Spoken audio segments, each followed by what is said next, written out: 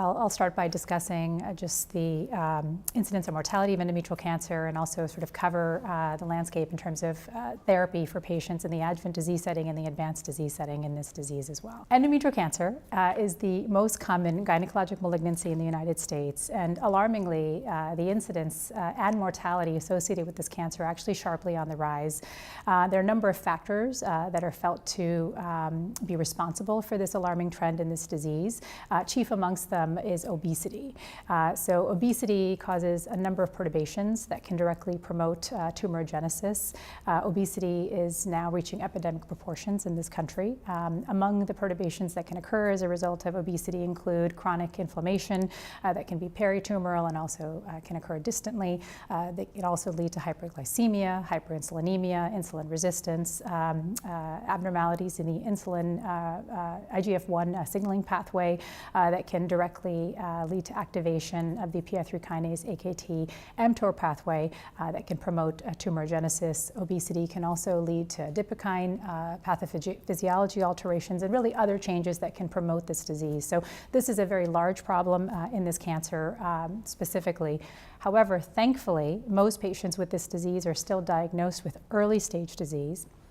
However, approximately 21% of patients will have regional spread of disease to either pelvic lymph nodes or adjacent structures, and approximately 9% of patients will have distant metastases at time of diagnosis. In terms of the management of endometrial cancer patients, so the initial step is surgical resection for the vast majority of patients, and that surgical resection and proper surgical staging is very important because the stage informs treatment. Other factors that are very important in this disease in terms of informing treatment include the histology of the disease and also the molecular phenotype of this cancer. So with regards to upfront treatment, adjuvant therapy, the goal is to reduce the chance of recurrence. And it is those factors, again, the histology, the stage, and the molecular phenotype, along with adverse risk factors that really inform adjuvant therapy for patients. Adverse risk factors in this disease do include aspects of the tumor such as high grade, advanced age of the patient, lymphovascular invasion, deep myometrial invasion, and then other factors such as lower uterine segment involvement, for example. With these factors, we determine whether patients are high risk or of lesser risk. Patients that are considered high risk include what we classically think of as type 2 endometrial cancers. So these are the more rare subtypes of uterine cancers. They include serous, clear cell, carcinosarcoma, and other rare subtypes. Other patients that are considered high risk include the grade 3 endometrioid adenocarcinomas that have deep myometrial invasion, certainly the stage 3, stage 4A patients, regardless of the histology. And the reason these patients are high risk is that they really have aggressive behavior and can lead to early recurrences. So for these patients, the general approach is multimodality therapy, even for the very early stage patients. For patients that are advanced stage and are deemed unresectable, the usual approach is to offer chemotherapy. The role of radiation therapy in these patients is individualized and is based on the bulk of tumor and also location of tumor. The additional factor that I think is very important in endometrial cancers is the molecular phenotype, which I keep alluding to. And so in 2013, the TCGA Endeavor really refined our understanding of endometrial cancers and really defined 4 subtypes of endometrial cancers that are associated with different progression-free survival. So these 4 subtypes include the following. The first are what we call the poly-ultramutated subtype. This subtype is associated with hotspot mutations in the catalytic subunit of DNA polymerase epsilon.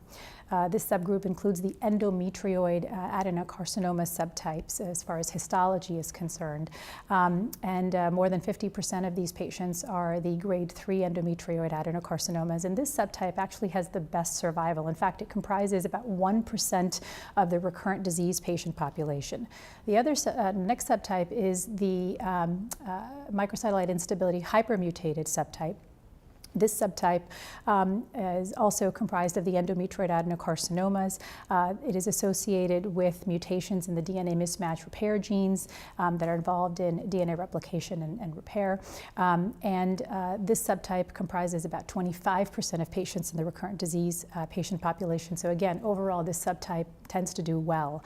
The remaining subtypes are what we call copy number low and copy number high subtypes. So the copy number low are comprised of the low-grade endometrioid adenocarcinomas. These are the grade 1, grade 2 subtypes. The copy number high group are the serous or serous-like groups. So this subtype has very high number of copy number alterations, has mutations in TP53, and the molecular landscape of this particular subtype overlaps with basal breast cancers and serous cancers of ovarian etiology.